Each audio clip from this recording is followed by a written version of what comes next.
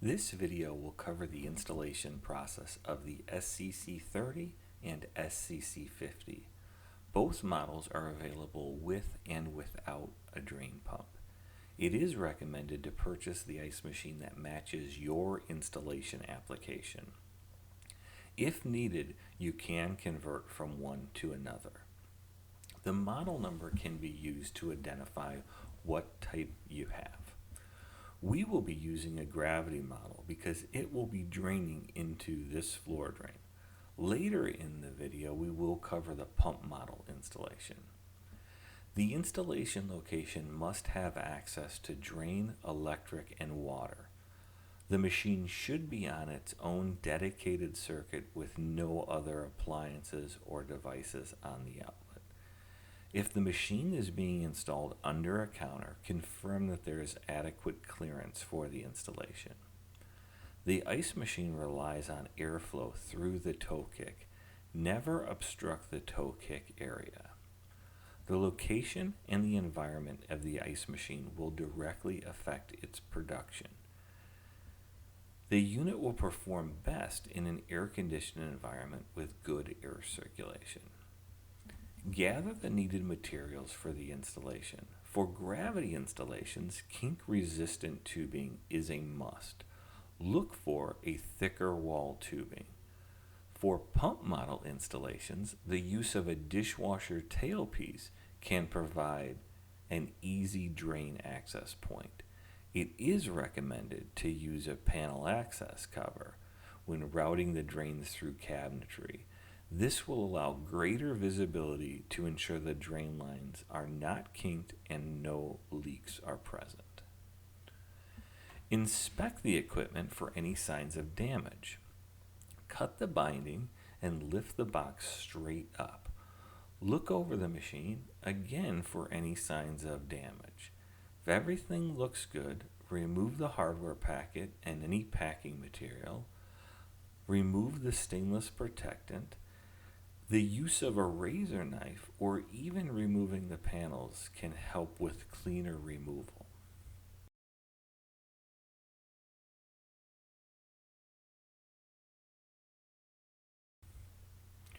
Then go ahead and install the protective lid caps that can be found in the plastic hardware bag.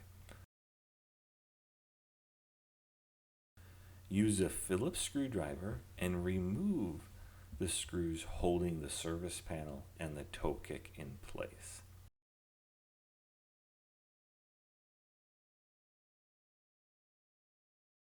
Gather the needed fittings and water supply tubing to connect to your water supply.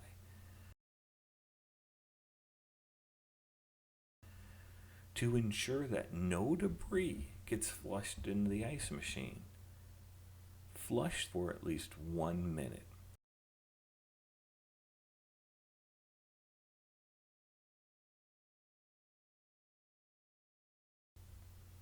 The water supply line will hook to the water inlet valve located in the front of the machine. Route the water line through the back of the unit to the valve and then connect.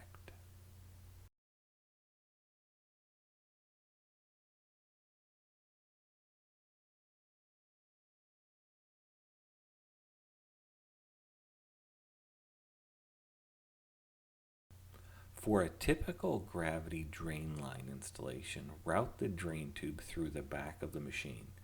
Place a hose clamp on the drain tube and then slide it over the barbed fitting. Tighten the hose clamp and route the drain tube back to the floor drain. Ensure that it is pitched so that the water runs to the floor drain. For pre-planned installations with the floor drain located below the ice machine, remove the base pan cover. Then remove the hose clamp that is securing the 90-degree barbed fitting. Connect a straight 5/8 barb connector and secure with the hose clamp that was just removed.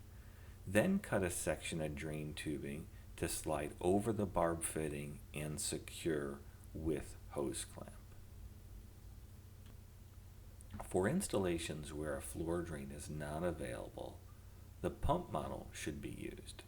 Pump models are capable of pumping the water up one story and make the ideal choice for basements and below-grade applications. Start by routing the drain line from the ice machine to the drain termination. In this case, we will be terminating into a dishwasher tailpiece mounted below the sink. As you can see, a 4-inch hole was drilled to allow full visibility to ensure that the drain line is not kinked and there are no signs of water leaks. The hole was then covered using a round access cover plate. It is crucial that the drain line has no kinks and any extra tubing is removed to ensure proper drainage. Plug the ice machine into its own outlet and ensure that there are no other appliances or devices on that circuit. Check to make sure that the machine is level. If needed, adjust the leg levelers and recheck for level.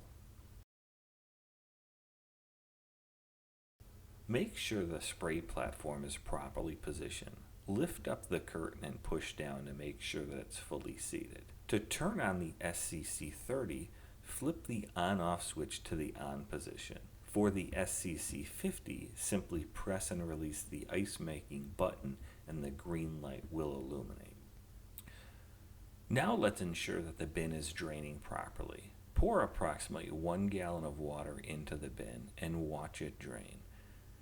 Closely inspect the internal compartments and check for any signs of water leaks. Correct as needed. Continue on to the back of the machine and check all connections and ensure that there is no kinked tubing. Return all the panels to their original position, wipe down any fingerprints, and sanitize the bin interior and ice scoop.